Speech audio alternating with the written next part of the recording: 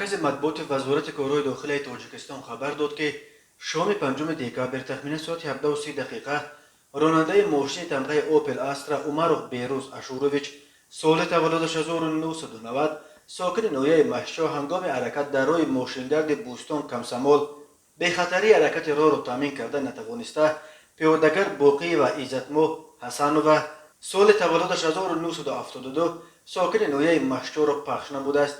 در نتیجه پیادهگر باقی و جراحات وزن جسمانی برداشته در جای حادثه به هلاکت رسیده است.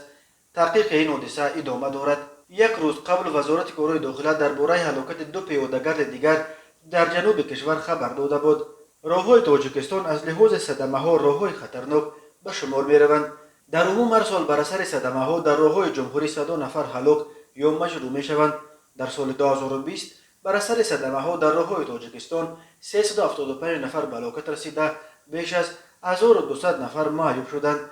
بنا به آخرین آمار رسمی در 9 ماه اول سال 2021 در 787 صدمه در راههای تاجیکستان 290 نفر هلاک و 869 نفر مجروح شدند.